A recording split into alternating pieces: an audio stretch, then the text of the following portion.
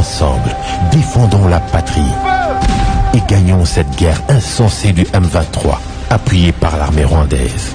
Battez-la Ekolo, Bendele Koyate.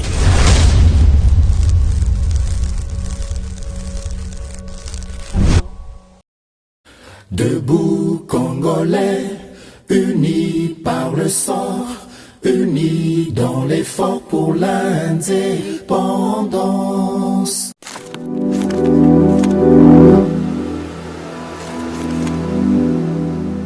Voilà, fidèles téléspectateurs du plateau des éclairés et chers abonnés de GCAM Télévision, je vous dis bonjour.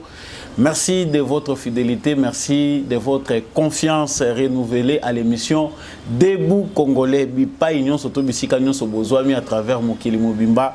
Samba Olonga Apesibino Matondo Mingi. Ndenge bozo continuer kopesa biso confiance pour na komela bino basango ya mai elekaka na kati ya République démocratique du Congo pe na nzinga matondo mingi na bandeko baza kolanda biso particulièrement à partir ya Dubaï bandeko bazolanda biso depuis Kananga Mbujimai bozolanda biso à partir ya Équateur. Merci na bino, mettez en commentaire depuis quelle ville vous soutenez nos FARDC. Ndenge tomesana koloba FARDC na motema kasi boyebiete yambo émission oyo ebanda nazakana tina ya ko rappeler biso ete justice ya nzambe moto moko te aishapaka na contrôle na yango soki solo yo ko échapper na contrôle ya justice ya mokili yeba ete ya nzambe erataka moto moko te elinkoloba ete to sala kaka malamu po nyonso biso tolonaka toyebaka na kobuka ka yango. Soko za kosala mabe na nkuku topo za kosala ngo na mpoasa okanisi ke yonde ozali ganki okanisi ke yonde ozali plus malin yeba ete moto ya monaka nyonso bombama azali un jour même dans l'au-delà tu finiras par payer les prix de tes actes. Voilà pourquoi nous sommes appelés à ne faire que du bien.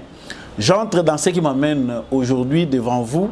Actualité na biso ezali dominé na publication ya calendrier électoral. Bao ba yebaki ke élection kozala te vraiment ekoi lokola boum. Ndenge biso to satandaki nango batu bazali ko yima pona makambo etali élection batu bazali ko marchander autour. Denis Kadima vient de publier les calendriers des élections. Na kati ya calendrier wana batalisi était le 20 décembre 2023 ndemokolo oyo peuple congolais a kozala devant ba urne pona ko voter président de la République au bango baponi pe ba députés provinciaux nationaux na ba conseillers communaux. Quels enjeux autour des élections, publication et calendrier oyo et komema nini, échanger donne nini sur le plan national, sur le plan international. Qu'est-ce qui a changé par rapport à Makambo Salema Kilobi? Nous y venons vraiment à travers cette émission d'analyse, na décryptage, nenge tomesana kosala yango. Toujours na kati actualité na biso ba M23 ba sili bongo ko bimisa communiquer na bango bazali ko belela ete bazo senga na facilitateur a accordé bango audience pour na makambo etali ba désirata na bango. Nyonso ezali ko constala M23 balingi bango moko ba discuter na facilitateur bango moko bazala na lisolo na gouvernement ya Kinshasa. Pendant ce temps oyo bango bazali ko luka lisolo, on signale que ba combat ezali ko se poursuivre. Bango balobi ete batiki bazana cessé les faits depuis avril. Mais on signale sur terrain que ba M23 baza ko continuer ko sévir, baza ko continuer ko luka ko zwa lisusu ba localité mususu, mandoki ezo continuer toujours ko lela aussi longtemps que bango balobi que bazali na cessé les faits. Que peut-on attendre de la force régionale tant que nous avons un entêtement ou des allocations au terrain? Pouvons-nous dire que M23 a continué à exister malgré les multiples pressions oyo basali na Paul Kagame au hasard reconnu aujourd'hui par toutes les organisations comme étant les parrains, les soutiens numéro 1, il y a les terroristes Otozali Kobenga et M23. Nous allons vraiment parler en long et en large concernant cette situation. On nous signale aussi que Mokolo ya lobby des officiers RDF venus au renfort na terroriste wana ezaki intercepté bakoyaki na Mutambo ya ba force vraiment ya embuscade ya ba force na biso ya résistance ba salaki bilan bongo eza ya 12 morts batu bongo basili ko kufa ba officier militaire na bango ba responsable na bango politique ba kweyaki na kati ya motambo wana. Qu'est-ce qu'on peut attendre aujourd'hui na ba M23 avenir na bango et kozala ndenge nini? Peut-on dire que bango bazali ko faire face aujourd'hui na communauté internationale? Mituna bozali ko mituna biano ezape toujours na kati ya émission oyo à travers bien sûr analyse to sala na bino. Et le troisième groupe de contingents kenyans et sili bongo pe kokoma na ba unité spéciale na bango na matériel na bango ya guerre. Bango baye balobi baye ko combattre ba mouvement rebelle. Et puis nous pouvons déjà vous rappeler que Elobama qui na Luanda que ceux qui M23 a boyi koto sa calendrier, c'est-à-dire qu'on déposer Minduki na Kimia tel que décidé na Luanda, ba président ya EAC, ya communauté des États de l'Afrique de l'Est, ba copé sa ordre na force régionale na ba FARDC pona ko déloger bango topé ko bote la bango mandoki de force. Encore une fois de plus na pesibino matondo mingi ndenge bo poni comme télévision et puis tokosu qui ça na parenthèse oyo tokolobela makambo etali nomination ba bourgmestre na ba administrateurs territoriaux. Tant to koloba nomination ba bourgmestre mingi pona ville ya Kinshasa ba chef coutumier o bato bayeba ke bokenda poto bozonga bo voyager bozonga bokuta bango bazala kaka ba bourgmestre bango balongwa te ba komaya ko benga bango ba chef coutumier okoti na bureau na ye okanti oza na bureau ya nganga qui si est poli ba bourgmestre wana basili bon kotika bibonga na bango na ba nomination uti ko sala masika sika awa na mokonza mboka concernant ville ya Kinshasa pe toutes les 26 provinces ya République démocratique du Congo. Ba nomination ekoki ko apporter changement ni tango to yebiete autorité à l'état ezali sous respecté à la base. Ba commune na biso, ba territoire na biso c'est comme si ezaka sous dirigé té au salimbe baté à koponager comme télévision pe émission debout congolais so ezambala na yo ya liboso ya ko rejoindre biso, abonnez-vous, c'est la seule façon d'être membre de debout congolais, c'est votre unique soutien au bino boko sala o ezali sans prix, ezali abonnement wana po ozala désormais membre ya debout congolais et puis FARDC na motema. N'hésitez pas souvent de partager nos émissions et laisser vos commentaires. Vous soutenez nos FARDC depuis quelle ville? Nazoye Bakiboza. Et belé bo apresiaka émission na ngai. Soki pe mituna na yo ozali nango tinda yango na numéro. Ata to répondre te na kanisi ke na ba émission na biso. To touchaka ba point nyonso mituna o bino bo mituna ka to mekaka ko échanger nango na bino à travers l'analyse na katina émission. Voilà, je venais de parler des élections. Nakanisi que outa processus, il y a désignation, il y a animateur, il y a animateur, il y a CENI et bandaki binomo boyebi lokwa na République démocratique du Congo ezaka facilité sur base il y a expérience autozanango, il y a ba élection auto connaître na Congo to banda depuis 2006, depuis 2011, na il y a 2018. L'expérience nous enseigne que chaque fois qu'il y a élection en République démocratique du Congo, il y a des crises. Oyo, biso déjà, tous allons préparer nango. Ba crise post-préélectorale, na ba crise post-électorale. Ces crises-là, elles sont liées à la culture oyo, ba Congolais bazan nango ya kosa la politique. N'importe il y a Joseph Kabila, ba contestateur bazanga quitté. Tout le monde a qui UDPS et résista qui kokende na ba élection sur base ya tricherie planifiée makambo belé et ça là qui que bato belé babo ya kokende na ba élection wana yango et pekisa quitté ba élection et salema na 2006 na tension na climat wana na organisation wana l'organisateur Joseph Kabila avait tout planifié, tout organisé avec Malou Malou Labé pour que les élections tournent en faveur d'eux. En 2011, on pouvait avoir un changement. Tant que les sous la désignation et animateur et CENI Ngoi Mulunda. qui a encore amené aussi son vent de protestation toyebi na contexte pe climat nini élection elekaki na République démocratique du Congo. Pas facile à relater tant toyebi que bato bakufaki, bato belé ba contestaki, bato belé bazali ko espérer ko mona mingi qu'il puisse avoir au moins changement par rapport à l'élection to konetaki na 2006. Le contraire c'est que là il y avait encore un autre chaos électoral organisé par Moi Mulunda.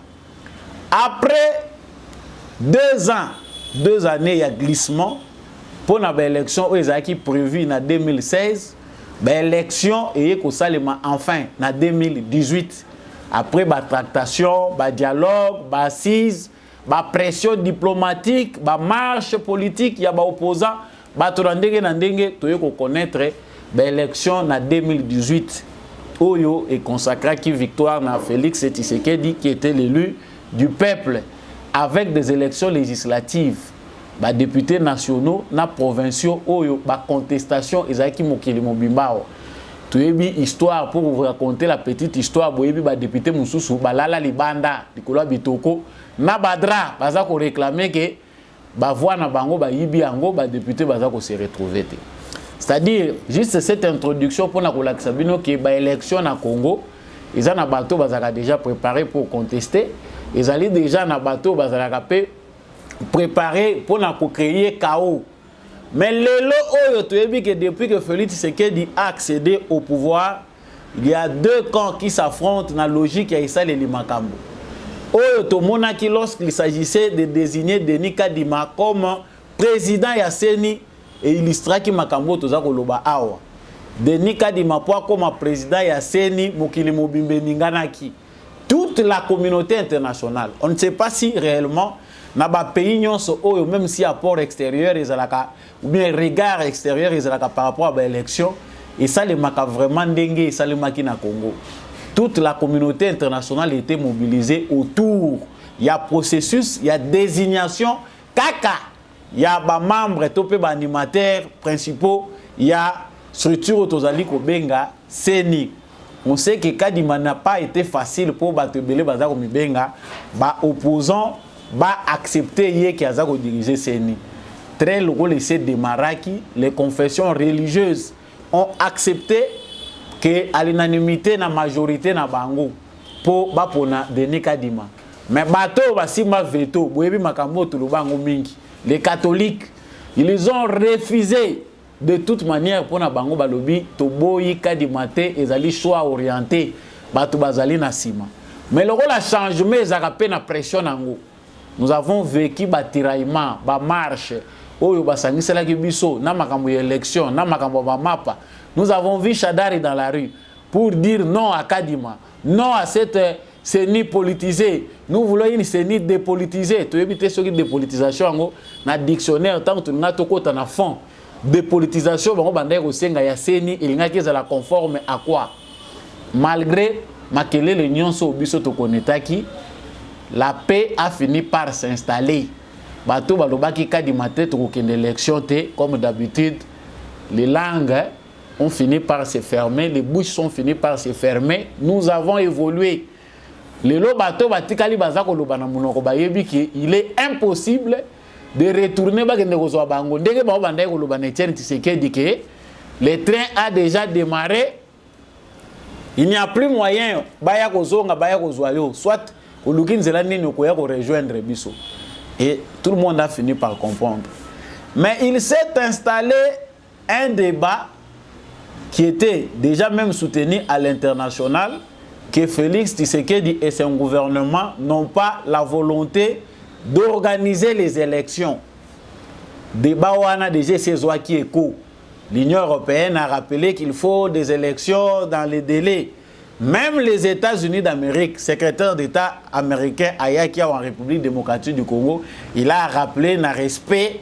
Il y a agenda. Alors que l'élection est agina nous musika, nous avons tout commis na point autolobité. Mais différents partenaires qui agité concernant les Cambouya élections dans la République démocratique du Congo. C'est-à-dire les élections et comme déjà comme d'habitude dans l'agenda moko caché où il y a différents protagonistes, il y a intérêt dans la République démocratique du Congo comment se cacher derrière. Nous savons que les propos du président de la République récemment à l'extérieur du pays à Lubaki qu'il y a une main noire qui ne veut pas des élections. Tant aux autres la Makabozo, les Ganakouamout et ce qui se passe ailleurs, on voit bien là qu'il y a une main noire qui ne veut pas des élections en République démocratique du Congo. La seule façon de mettre fin à cette aventure, c'est de donner un coup de pouce à ce que la CENI puisse organiser les élections dans les délais prévus. Alors, tout ça, information yango pour na bato ba yoka kité bazela kité parce que ils na bato ba vanda ki na banda kuna bango bazozela chaos électoral, bazozela glissement parce qu'au Congo c'est une culture. Lorsque les élections ne s'organisent pas dans les délais comme prévu, il y a des gens qui jouent d'ailleurs avec ça. Balingi ke ba multiplier ba demande, va multiplier la réforme pour que les élections ne puissent pas être organisées dans un délai imparti.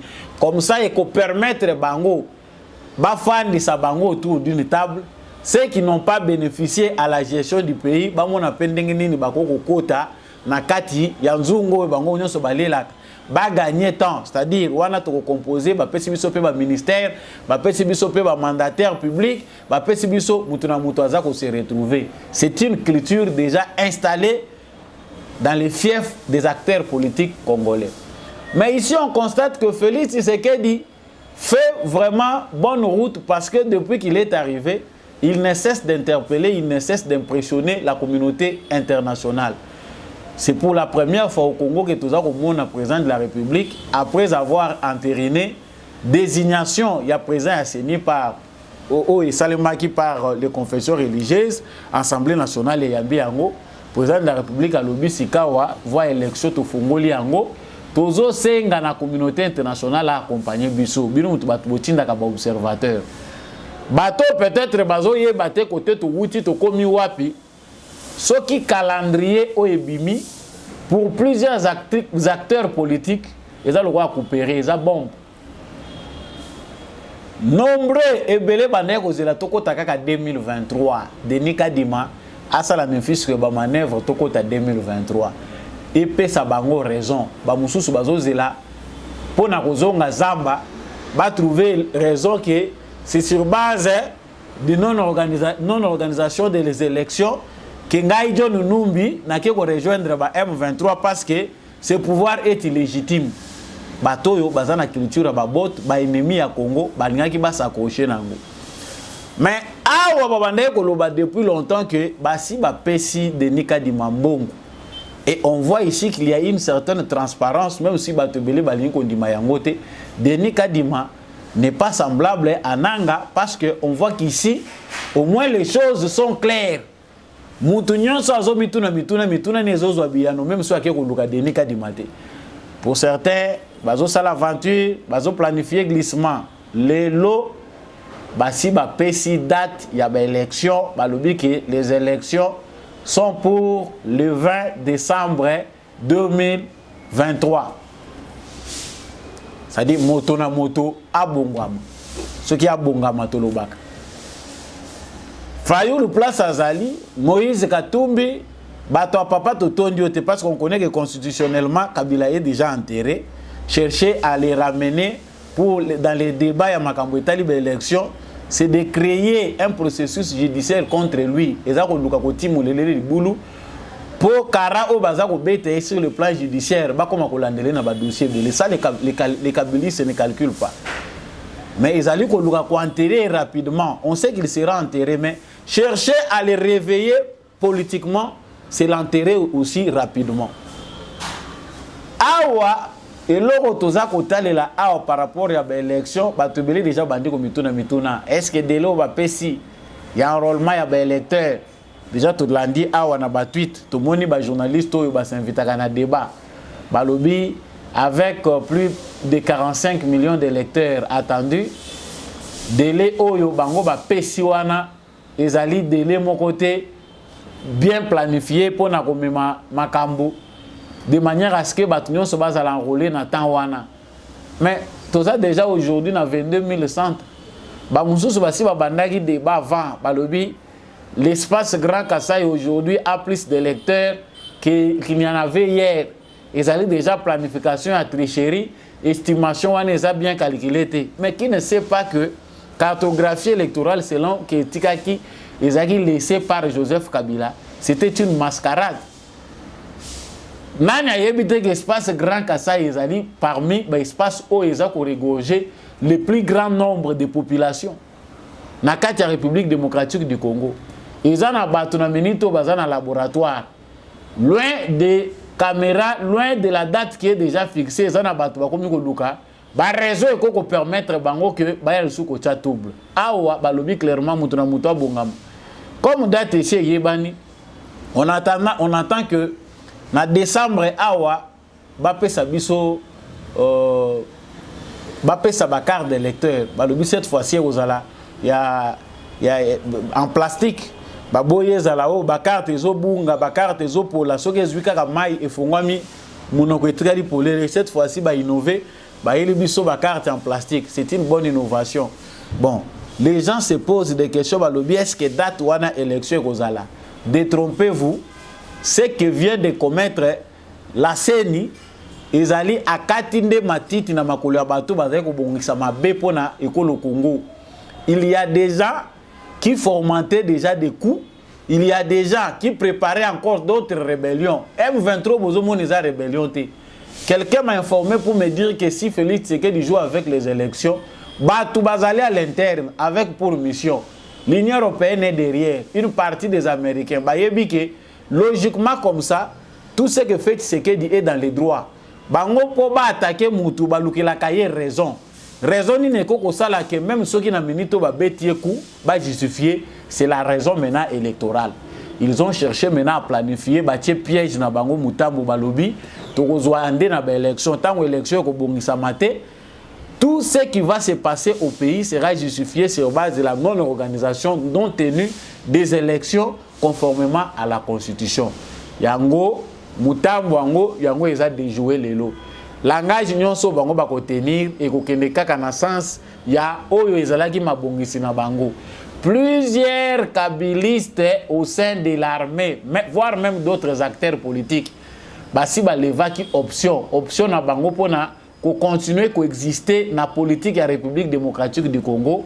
C'est un peu semblable à ce qu'on fait des généraux ou bakomaki ba membres de parti politique qui quittent ici mouvement Oyo et ça accusé sur le plan international balobi que baza eza désavoué batino so bazo condamné ngo bino bozo kende ko rejoindre ngo.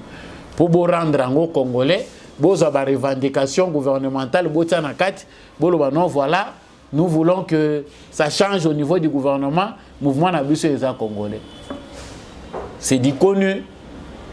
Tout le sur place bazali awa baza kolala lusu bazola mukate. Ba mususu baza kolala pongite bayebi ke loin de ce que la CENI vient de faire, c'est l'acte de décès pour plusieurs acteurs politiques. Ils ont ébélé au Bangomo Bayebi que de vraies élections au Congo et qui permettre de soutenir Azala réélu et qui permettre que Azala élu par peuple congolais.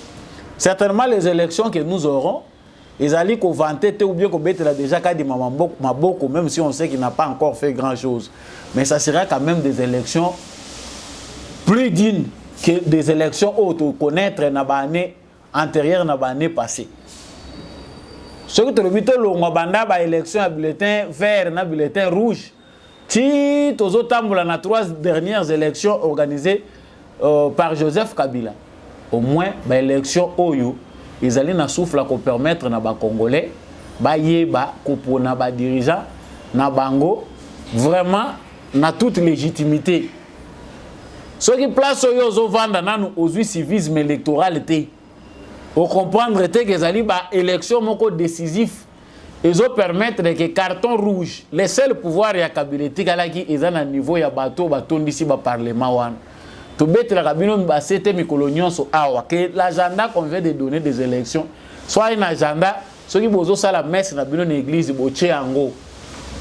comme sujet de prière, ceux qui ont la mosquée, comme sujet de prière. C'est la seule voie qui permet aux Congolais conscients de déraciner le mal dans les fiefs de la classe politique. Si vous voulez changer de classe politique, vous avez bateau mito et kota banzete. Oh, ils ont un espace il y a que Bapesa et les Camboué Kota, c'est la seule voie. C'est la voie des élections. Oh, pesa ko laksana bato bazaki prêt à prendre ko mando kike. Il n'est plus possible, il n'est plus logique au Congo, et ça ne sous possibilité que Moutoyo a eu élection main dans la main. Oh, il y a quand Nzela ya coup d'état sur qui to benga ngobongo abimi na voie pacifique. So yo Moutoyo azali na pouvoir par voie élection, yo ya kolongolé na coup d'état, kolongolé na voie ni. Donc il n'y a plus de raisons, comprenons, par rapport à makambo etali élection que en dehors il y a biso to moni calendrier électoral. Oh lelo ba teli biso na ba conseillers communaux. Photo ye ba yango ke cop ya bato mususu to mabongisi ya bato mususu contre Mboka Congo et baby. La suite des événements, tokote tokoye ba banga benemiao, ba critique ezo banda, tito koma mokola lengi tokozonga lisusu awa. Boyo kasiko yo ba commentaire. Boyo kasiko intention ya bato, ba procès d'intention ko banda. Nan kutu to komi na date wana te, les gens seront déjà dans les procès d'intention. Et vous allez bien vous souvenir que nan ba publier calendrier te, les gens parlaient déjà de glissement. Nan kutu ba salate loko moko te, les gens parlaient déjà beaucoup. Mais mbongo misolebele o seni singeli azwa assez azwa kiango. Voilà, pour tout ce qui concerne les élections, je pense que c'est l'essentiel de notre analyse. Togoya li susu na mabongisi mususu avec d'autres actualités. Likambo yaba M23, c'est une question certainement où ils ont touché les Congolais mingi par rapport à la sécurité na biso à l'est de la République démocratique du Congo. Communiquer ndenge boza ko monango. Il y a M23. Ba M23, mokolo ya lobby, ba sali communiquer na bango. Communiquer comme vous le voyez, ba ils a lokola bato bazolela. Ni le longo tozo kanisa ke bazolela solo mais za ba larme ya crocodile. Oyebi soki basi ba régler les kamona tata siko bana bazokende kolanda kuna o biso tozboyi makambo wana eza ko considérer biso te bana wana bazali considéré comme bana moko baza sans tata bisika bakokende na bango bako se référer pas mutute. Les M23 disent balobaki nanu liboso ke bazali concerné te na makambo elobami na Luanda. Makambo elobami na Luanda ezalaki sans biso. Nous voulons que les facilitateurs puissent nous rencontrer nous et tozo senga dialogue direct biso na gouvernement ya Kinshasa. Poto lobela makambo etali ya biso makambo bakende ko lobakuna etala ki biso te. C'est encore une aventure à la Kagame. Donc batoyo bazali na bato na bango ba manipuler bango. Quand on dit M23, on voit Kagame, on voit des occidentaux derrière. Eza makambo to sito loba loba. Et l'enterrement, il y a M23 toyebika ke désordre ezalaka. Tant bozo ke na enterrement ya kuluna, imaginez kuluna moko ba kondie na Congo, ba kuluna nyonso basala ka désordre. Enterrement ya kuluna ezalaka nango na kimiate. Nous avons parlé ici dans les récentes analyses na biso concernant l'avenir ya M23. Le décès du M23 vient d'être signé par la communauté internationale grâce à la diplomatie congolaise. Oyo Félix Tshisekedi Azako Sala. Mais ce décès-là n'est pas sans douleur. Là, les Congolais doivent être très vigilants. Kagame, Mukolo Oyo Bazako signé décès à M23, Makambo Lubama qui na Luanda. Ils ont là qui très clair que les M23, parce que Awatozo Lobawa, États-Unis a yebi que M23 est à Rwanda. Nations Unies a ça yebi sur base ya ba preuve na ba makambo banqueteur na bango que M23 est à Rwanda. Ça c'est sur le plan du droit. L'Union européenne vient d'emboîter les pas. Bango pe balobi na katina assemblée na bango selon ba rapport ya ba activiste à droit de l'homme ba représentant ya ba organisme batalisi bango que implication à Rwanda eza suya kolongola te. Baza ko senga ba sanction contre le Rwanda. Bisika oyo ba six ezali ko salema pona kolobela M23, c'est Kagame qui est là. Sikoyo aba M23 bazako luka ba pesa bango légitimité à part. C'est un piège tendu au gouvernement congolais, c'est un piège que les facilitateurs Uhuru Kenyatta ne doit pas accepter. La question de M23 tant bazako senga ke retrait ya ba M23, tout monaka soki Bertrand Bisimwa te, tout monaka Sultani Makenga te, tout monaka Willy soki Ngoma te. Bato biso to monaka o to monaka ezalaka Kagame nde mutu basenga kanaye. Ça dit dans un langage normal, c'est l'armée rwandaise qui est au Congo mutu sala ka musala nango. Alors ce que bino bosi ba régler likambo na source. À la source et sur le plan du droit, le Congo a déjà gagné parce que si la communauté internationale aujourd'hui est incapable d'obtenir le retrait de M23, il faut pas se retirer sur base d'un calendrier précis. Il faut pas désarmer Bango. Si la communauté internationale, via toutes les mesures qui sont prises, va réussir qu'au Salayangote, le Congo aujourd'hui seul est en plein droit, en tant que pays souverain, de faire tout ce qu'ils peuvent faire de M23. Parce que biso awa toza ba victime, bato baza ko la libanda, situation humanitaire, ndenge bango baza ko tanga ngwana. La démarche de Félix Tshisekedi pour na ko cesser na ko insister nango, c'était une démarche salvatrice. Pourquoi? Parce que aux yeux de la communauté internationale, biso toza la santage. Aujourd'hui le Congo est dans ses droits. Il y a que soki basukoi 25 et mateli kolo et mateli bango. Ata ba kalsine bango ba kufi lokola ba makaku, il n'y a pas de crime dessus parce que nous au moins nous avons vidé toute la procédure devant la communauté internationale, devant ba pays à région, devant l'Union africaine. Il n'y a que pour rappel, les l'Union africaine na makisale de ba yebina no implication te ya Rwanda na makambo M23. Toutes les organisations pour comprendre que l'Union africaine est une organisation moko pourrie qui ne sert à rien. Macky Sall monokoza ya kokangama kaka nazo senga paix nazo mais Union européenne naza musika makamoza ko sale en Afrique. Donc l'Union africaine n'a pas encore vu. L'Union africaine aussi a besoin de preuves pour comprendre que il faut qu'on gagne la Kagame que makamoza ko sala ils ont freiner le développement africain. Voilà que le président africain est belé batroko la ba Macky Sall bango ba réagir ka Angela moko na France. Ce que France a tout bien tonga wana Macky Sall a réagi ou bien bango nyonso ba réagir. Donc comprenons ici, chers téléspectateurs, que résistance ya M23 est une résistance moko inutile. Oyo nyonso bango bakosala ezali na mutu ya communauté internationale etali Congo te. Nos phares DC seront équipés. Basomba bibundeli na nord, na sud, na ouest, nos phares DC doivent faire leur devoir. Devoir na bango oyo bazola serment balate la tenue ya ko protéger intégrité territoriale. Il faut basala yango muto ko empêcher bango yango azate, c'est reconnu. Ndenge bazako lobelango. C'est-à-dire bana wana ya mike oyo bakotika na bazamba parce qu'ils font des communiqués qui n'ont plus une valeur juridique. Makambasi balobi yango kuna yo za ko bimoza ko loba non tozo senga na facilitateur ko yamba yo antake nani. Le pire c'est que ndenge kaka batelenganaka ba finisaka par kozwa bango tukenda ko yebela nani oya kende ko bima Rwandais na CPI ici congolais général au Congo akeko bima kuna libanda que je suis rwandais de père et de mère, je ne suis pas congolais. Azako lobana Rwanda. C'est à la CPI, scandale. Muto azaki général na force armée congolaise a commis rwandais libanda tango bazako sambisi alobi akolobaka na Rwanda. Mais c'est bien clair là-dessus.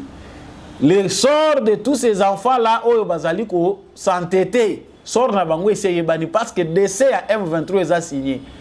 Bango lokola bazako continuer ko s'entêter, c'est que Kagame va faire après toute cette pression, ndenge ezali ko lataye, ezali ba militaire na yo bazana bateni na yo ko benda bango.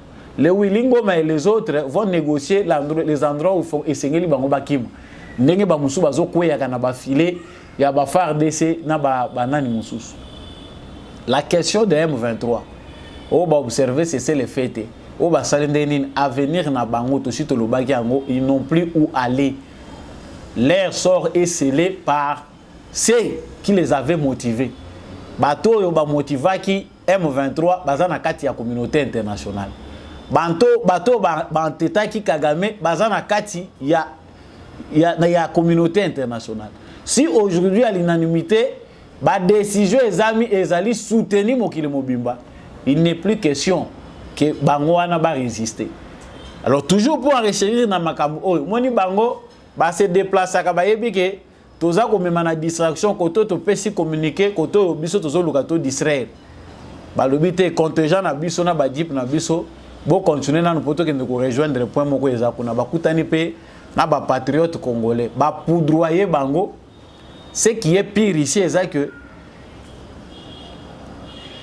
Kobango est comme na Rwanda tango baza kozwa ba force balatisi bango batenu balobi bokati sa frontière bokota na Congo bayebi ke bibembe ebele ezozonga te bato ebele baza kolela oh kao baleli bibembe te ebele kozonga te. C'est une mort ridicule parce que ba militaire mususu rwandais ba komi pré balongolaka batenu na bango parce que sans la guerre rwandaise les sous-soutés plus la campagne augmente plus aussi l'opinion rwandaise ba komi pe kozwa voix makambo ezo koma de plus en plus compliqué. Donc le troisième contingent il y a Kenya et où dit qu'on rejoindre le sol congolais. Même si nous l'avons dit et toujours continuer que le bango que la force régionale ne va pas venir faire le travail à la place des Congolais. Certainement, ce qui se passe. Pourquoi notre armée, tous les militaires est notre armée est en pleine réforme. Certainement, les makambo ebele nyonso tokoki ko comprendre yango na précité. Yango tolobaka eza question moko facile de comprendre soit d'avoir la confiance vis-à-vis à bateau ba prêter qui serment pour agir au nom des Congolais.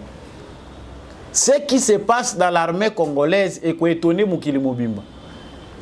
Mais l'avantage est laissé pourquoi? Parce que Nations Unies bakolo injustice na bango bazali na marge ya ko réparer préjudice au bango ba causer na peuple congolais. Et ce n'est pas de la naïveté si Félix Tshisekedi continue à pousser la diplomatie dans ce sens-là. Et ça naïveté, les Nations Unies nous doivent, la communauté internationale bazali exiger, obliger de réparer les préjudices causés au peuple congolais. Et cela se fait que sur base d'une diplomatie précise. C'est-à-dire, oh, Tshisekedi azali kosala comme diplomatie, et ça n'a tout sens nango. C'est pas dire non, pourquoi toza kotika bango te baza devant un défi. Même si nous sommes obligés à être très prudents. Et loko yongai na kobeta CTA pona ko ebisa bande ko ebele boza kolanda biso faisons notre part. On a lobaki awa société civile bozala ya solo jeunesse au balobi ke bo se constituer biso nyonso to défendre patrie. Tous à la penda ya solo bateau bazo défendre patrie yango. Pourquoi? Parce que le M23 que vous voyez va se dissoudre et que l'imoka ndenge yelaki ezali ba prophétie de zolo bate non ba kolo nango ba yebani ba multinationale. Mais aujourd'hui nous devons le dire tout haut que la guerre de nos minéraux stratégiques a encore commencé sous une autre forme. Ceux qui bisoto repenser éducation à bisoté pour armer mentalement les Congolais qui naissent et qui sont aujourd'hui en vie. Bazako yebate sans au Congo ezali guerre ils ont changé forme. Basi bayebi que totimbeli bango à travers ba seigneurs de guerre, mais ils inventent encore d'autres méthodes. Pour contrôler les minéraux stratégiques, les États-Unis d'Amérique bazali en guerre contre la Chine, la Russie et les autres puissances au bango pe bayebi que l'avenir de la technologie, ya ba technologie à siko ezali kobima. Ezali kaka na Congo. Toutes les matières premières stratégiques ezali kobimaka na Congo. Mais les Congolais meurent bêtement. Les Congolais sont ignorants, les Congolais sont incapables de s'unir autour d'une seule décision. Ce que nous devons comprendre est que il n'est qu'un passager. Aujourd'hui, à la tête du pays, à ça la demande à ça la demande. Tshisekedi va passer comme Kabila est passé avec son vent de banditisme d'État. Il est passé, il a fini par passer. Tshisekedi aussi va passer parce que tant qu'on a deuxième mandat à Koleka. Mais yo soko kanisi que non, pour yo sale la Congo za mukolo Tshisekedi ya kolongwa. Nde yo ko comprendre, so Tshisekedi ya longwe, nde fantasme eza na mutu na yo kokisami. Là on se trompe. On peut servir son pays, on peut aider son pays, même avec un président que vous n'aimez pas. C'est ça le patriotisme. Patriotisme lobi na yo te que yo okoya ko aider mboka na yo mukolo fayu la comme président. Non. Voilà, très chers compatriotes, voilà, chers téléspectateurs, émission Yalelo et Komiko Kende Nasuka pe komina suka na pesi bino matondo ndenge bolandaki yango. Merci na bino nyonso bosepelaka na analyse ya Samba Olonga. Vraiment na ba commentaire na zomo na bino, continuez vraiment à soutenir les FARDC partout où vous vous trouvez. Faites-les de votre manière, soyez vraiment FARDC. Nous devons défendre la patrie. J'ai dit merci. Nandekombi à chaque fois que na sima caméra ou pour cette émission oyo comme la bino. Na pesi matondo mingi n'apôtre Gérard Kabea qui nous fait le privilège de présenter cette émission sur GCAM Télévision. Matondo mingi na papa Jean-Louis Timbalanga, l'homme de la vérité des urnes. Merci na maman Lisette Mumbendou. Maman Bilbilonda na Bosanité, bon week-end à vous. Bon week-end à papa Kennedy Mukendi. Papa Boniface Mpunga aussi en France, je vous souhaite un bon week-end. Bon week-end à vous tous, membres de Debout Congolais. Continuez à être derrière la patrie. Je vous dis au revoir, on se voit au prochain numéro.